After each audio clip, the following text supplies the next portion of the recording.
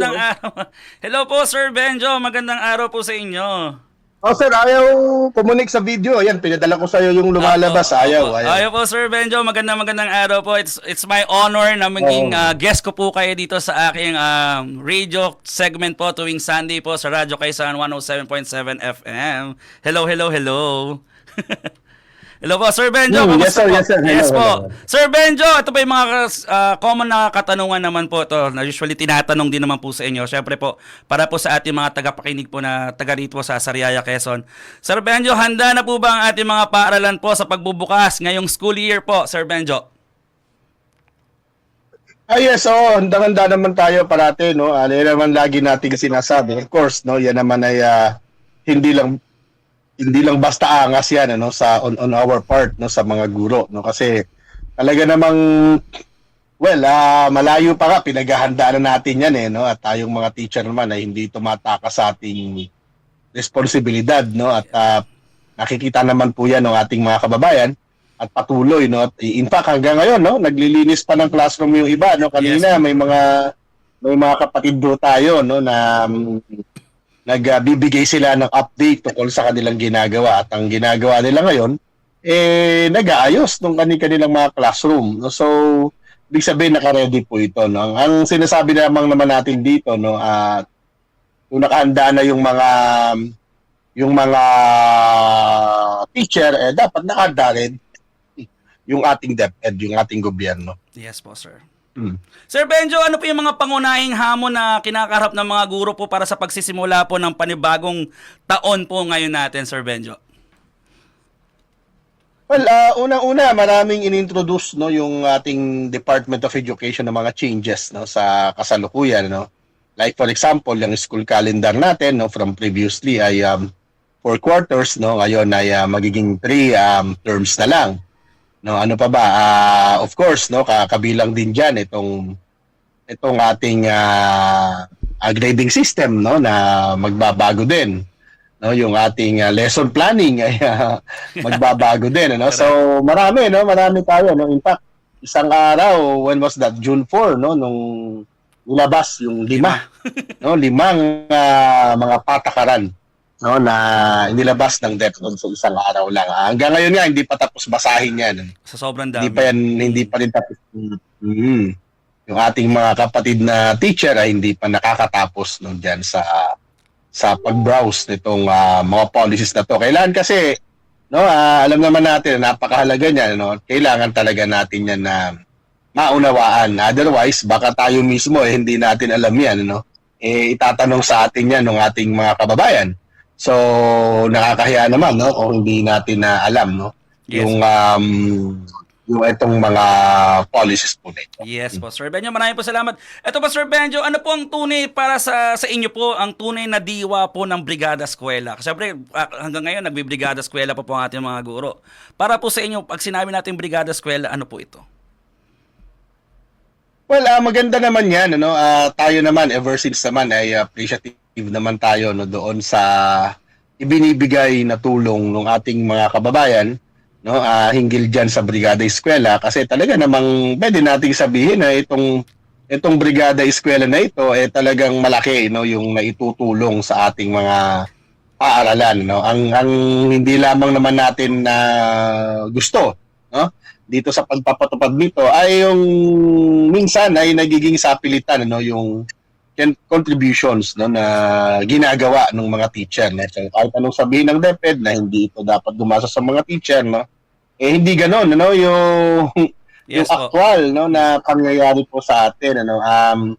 Kaya while of course, no, we appreciate yung bayanihan spirit, no, na bahagi, no, itong Brigada Eskwela, no, ito yung manifestation, no, ng ating Brigada Eskwela, hindi tayo dapat masanay ng ganito, no, dahil alam mo yung Sir Jong, yung ating mga yan maintenance, no, Yes po. yung pagpipintura na yan, ano, ng ating mga paaralan, ano, lahat ng yan ay obligasyon yan ng gobyerno, hindi yan hindi yan obligasyon, ano, nung mga mamamayan. Obligasyon yan lahat ng ating gobyerno, at dapat lang naman, Yes, no, na Sir ito ay kakarguhin ng gobyerno at hindi ibibigay, Correct. no, dito sa o hindi iaasa, no, doon sa mga abuloy, no, o doon sa mga Yes po, mga sir. tinatawag natin contribution ng Yes po. stakeholders. Ah, Sir, bilang isang community health radio po ang aking radio station na nais ko po na malaman, paano po kaya nakakaapekto yung mabigat na trabaho at mababang sahod ang kalusugan at mental health being po ng isang guro or ng mga guro? well, siyempre alam naman natin 'yan, no, na kapag ang trabaho kasi ng teacher hindi ito kagaya ng iba, no. Ang trabaho ng teacher ay both physical, mental, no. So kinakailangan mo talagang maghanda, no, physically, maghahanda ka psychologically, di ba? Yes po. So ang dami, no, ang dami. Diba, kung ikaw ay social worker, no, medyo ang trabaho mo ay both mental din, no, physical din, no, to some extent, no. And of course, napakalaki ng kumbaga nung pangangailangan, ano, doon sa iyong social skills, no. Pag ikaw naman ay accountant, no, kailangan yan ay talagang mental, no, na Yes. trabaho yan. No, kapag ka ikaw naman ay abogado, ganun din, no. Kapag ka ikaw naman ay laborer, manual na labor yan, so physical, no. So lahat ng yan, pag sama-samahin mo lahat ng yan, yan ang trabaho ng teacher. Yes po. So, Kaya ganun na-experience ko karami rin po, ang, sir, pagkatapos ng klase, ang pag-uwi ng trabaho bahay, ng bagsak. teacher. Ayan, sir, proceed naman po tayo tungkol po sa 15K salary increase. Ayan, ito yung mga gustong-gusto ng mga teacher. At kaya po kanina po dito sa Sariaya, nagkaroon po ka ng misa para sa guro, walk unity, candlelight, at nakakatuwa naman po at marami po mga teacher po na nakilahok sa amin. So bakit po, para marinig po ng mga taga-Sariaya, bakit po mahalagang maisabatas po talaga itong 15K across the board salary increase para sa mga guro? Oo, no. In fact, hindi lang ito para sa mga guro, kasama yung ating mga DepEd employees, no. Ay napakahalaga nito, no, dahil alam mo, ang tagal nang naiwan nung sweldo ng ating mga teacher, no. So, ang tagal na nating nagtitiis, no, diyan po sa kakalampot na sweldo, no, yung sweldo na para sa atin ay sweldong walang dignidad, no, yung sweldo na hindi tumutugon, ano, doon sa ating kalagayan, ano, o doon sa ating status, no, sa lipunan. Kaya ang nangyayari talaga diyan, no, ang mga teacher natin either tatapusin ka talaga, no, doon sa kabuhayan mo, o mangungutang ka, no, o hahanap ka ng ibang ng mga sideline, no, just to make ends meet. Yun ang isang problema natin diyan, no. At economic pa lang yan, Sir Jong, no. So this is beyond economics, no. Sabi nga natin, ang pagiging teacher ay hindi ito simpleng kabuhayan lang. Kaya nga ang panawagan natin, 'di ba? Hindi lang simpleng sweldong nakabubuhay. Ang panawagan natin ay sweldo na may dignidad. Yes, tama. Kasi yung ating profesyon ay special, eh. Yung ating profesyon, bakit ko sinasabing special to? This is the only profession, no, that produces all other professions. So ganun siya kahalaga. Kung walang teacher, wala ang lahat, eh. Wala ang abogado, wala ang nurse, wala ang doktor, ang mga sundalo, etc. Diba? Yes. So dapat, kaya sabi nga natin, dapat yung investment sa future ay dapat inuuna sa investment doon sa education sector. At ang investment sa education sector ay primarily, the manifestation would be, of course, the investment for the rights, welfare, and dignity of the most important factor in teaching and learning process in education, and of course that's the teachers, no. Kaya yun, no, yung 15 mil na yan lamang yung ating kinwenta batay doon sa mga existing and even previous, no, na mga cases, no, kung saan nakita natin yung mga panukalang batas, no, na pagkarami-rami, pero yung iba dyan ay suntok sa buwan. Yung iba Yes, dyan ay imposible, yung iba dyan ay propaganda lang. Diba? Yung sa atin, ito'y pinag-aralan, eh. No? Kasama tayo, no, doon sa gumawa ng pag-aaral hinggil dito. No? At ito ay dinaan natin sa workshop na may pinagbabatayan tayo dito ng mga historical no na batayan like in 2008 no nung ipinasa ng Kongreso no o ng Senado no ng upper chamber yung isang panukala no yung tinatawag na ganyan din ano yung 9,000 across the board, the same scheme. Medyo nagbago lang yung amount, of course, no? That's that's understood dahil Inflation. ang tagal na no, 2008 yun, no? So, ganoon pa din, no? At ito idaragdag no sa existing amount ng salary ng teachers, no, and DepEd employees, no, kahit nasa ang position siya. Yes. So, kung teacher 1 ka, o kaya clerk ka, o kaya ikaw ay admin na officer, o kaya ikaw ay librarian sa DepEd, no, o kaya ikaw ay principal, no, kahit magkano ang sweldo mo ngayon, daragdagan lang ito ng 15,000. So, ganon yung scheme. Sa tingin natin, ito na yung most equitable. At walang masyadong opposition no, doon sa mga kalaban natin pag diniliberate. Di ba? Yes. Dahil dati, no, prior to this scheme, no, ang panawagan natin ay salary upgrading.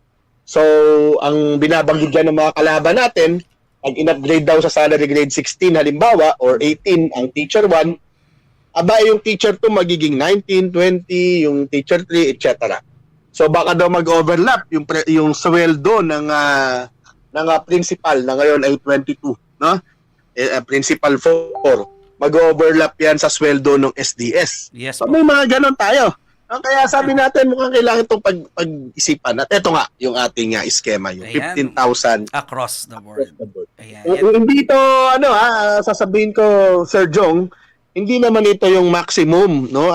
Hindi rin ito yung Minimum. the best, no, perhaps, no? Pero ito yung pwede nating sabihin na optimum. Hindi rin siya minimum. Ayaw naman natin ng minimum, siyempre. Yes ito yung optimum. Correct po. Yes po, na Sir pwede Ben. nating masabi. Ayan, Sir Benjo. Di ba sabi nga natin, sahod na hindi bare minimum, sahod na may dignidad. Yan po dapat ang ibigay sa mga kaguruan. Siyempre, Sir Yes, Benjo, ito naman, para naman message naman po para sa mga magulang at mga mag-aral. Ano po ay yung mga inyong may advice o may ipapayo sa mga magulang para maging matagumpay sa pag-aaral po yung kanilang mga anak ngayong school year? Ayan, bilang pagulang din Well, po. ako, lagi nating pinapaalala sa mga magulang natin, no, maging ano po tayo, no, magtulungan tayo, no, dahil hindi naman sole responsibility ng mga guro, no, yung edukasyon ng inyong mga anak, no, magkakatulong po tayo dito, no. Hindi yan kagaya ng basta dinala nyo na lang sa school yung anak nyo, okay na. Hindi ganon, no? Pagtulungan po natin, ano? Hindi teacher lang may obligasyon, ano? Para naman lang sa gayon, yung mga anak ninyo ay natuturuan ng mga leksyon sa eskwelahan, but at the same time ay nagagabayan naman dun sa kanilang mga tahanan. Yun sana yung hinihingi natin. At syempre, malaki yung hamon sa atin pare-pareho no. At the end of the day, no, tayong mga mamamayan, no, mga nasa laylayan, mga nasa ibaba ang nagiging tagasalo, no, nung anuman na pagkukulang, no, o anuman na kinakailangan, no, sa sektor ng edukasyon na hindi na ibibigay ng gobyerno lahat, no. Kaya yan, no, kailangan nating ding magkaisa, no, at magtulungan din tayo, no, yung mga guro at mga magulang. Ayan. Sir Benjo, ito po, medyo matapang na tanong. Kung nakikinig po ngayon si Pangulo Bongbong Marcos at siyempre yung atin si Senator Angara, di ba ngayon sa programa, at ang mga mambabatas po, ano po ang inyong panawagan para sa mga gurong magsisimula na naman sa panibagong taon ng paglilingkod sa bayan ngayong taon na to? Well, ang ating sinasabi parate, no, sa ating Pangulo at saka sa ating Secretary Angara, alam mo, lagi nating ipapaalala yung hamon natin sa kanila, no, na well, they once, no, sit in the house, no, in both houses, no? Si President Marcos naging congressman Si Senator Angara naging congressman din, si Secretary Angara, I mean. And then they became senators. Diba? At tong sila yung senador, abay magaganda yung mga panukalang batas nila tungkol sa sweldo ng mga teacher. Ngayon buhayin sana nila yan. No? Ngayon meron na silang kapangyarihan No? Ngayon ay meron na silang, well, at least lalo na ang presidente, no? Sapagkat ang secretary naman ay well, the secretary, no, just serve, no, at the pleasure of the president, no. Pero yun nga, no, ang hinihingi natin kay Secretary Angara ay talagang mag-advocate siya, i-push niya itong 15,000 across the board kay President Marcos. At kay President Marcos naman, isa siya sa mga senador, no, na consistently ay nagpa-file, no, kasi nakadalawang kongreso siya, no. Yes po. Isang term lang siya sa Senado, 'di ba? Pero that of course composed of two congresses, 'di ba? From when was that? I think 2010 to 2016. So in both cases, no, from yung Congress ng 2010 to 2013 and 2013 to 2016 ay nag-file siya ng salary upgrading bill. So yun yung hinahanap natin sa kanya ngayon. Yes po. Maraming po At salamat, Sir. medyo tahimik siya ngayon. Ha? Yes po. Sir Benjo, sa huli po. Sir Benjo, ano po naman ang mga mensahe po ninyo sa bawat guro po na nasa kabila po ng mga hamon ay patuloy na pumapasok sa paaralan upang hubugin po ang kinabukasan po ng ating mga kabataan? Well, hindi tayo dapat magkasya. Na lagi lang tayong pinapupurihan, lagi lang tayong sinasabi na ang gagaling nyo, lagi lang tayong sinasabihan, no, pinasasalamatan. No, hindi po ganoon. Hindi 'yun sapat. No? Well, of course, no, we appreciate yung ganyang mga statements, no. We appreciate yung ganyang mga expressions, no, ng ating mga kababayan, ano. Pero kung gobyerno lang yung nagsasabi sa atin yan, hindi sapat yan. No, hindi natin kailangan ng simpleng papuri. Ang kailangan natin ay gawin nila ang dapat nilang gawin. Gawin nila ang sa abot ng kanilang kapangyarihan ay ibigay nila yung dapat sa mga guro. At sa atin naman, no, sa mga kapatid nating guro, hindi rin tayo dapat magkasya na ganyan lang. Sumusunod lang tayo, no, at tahimik lang tayo. Dapat magsalita, kumilos, makiisa sa mga gawain, makiisa sa mga activities, no, sa mga pagsusulong sa advocacy ng TDC in particular. Welcome po kayo sa amin. No, isang linggo po ito, no, na iba't ibang anyo ng protesta ang gagawin natin. Nagsimula tayo ngayon. In fact, Friday pa lang meron na tayong mga teachers, no, na nagsimula na ng kanilang gawain.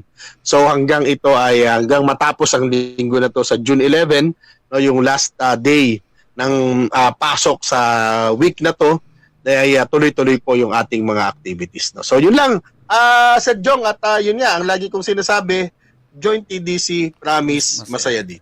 Ayan, Sir Benjo, habang nandyan ka po, patugtugin po natin itong 15K across the board music. Okay lang po ba? Sige.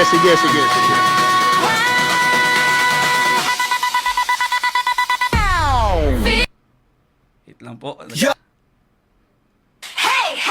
Mga guro, taas kamay, isa, dalawa, tatlo, laban tayo. Tibay ng loob, sabay, sabay, sabay, sabay, sabay.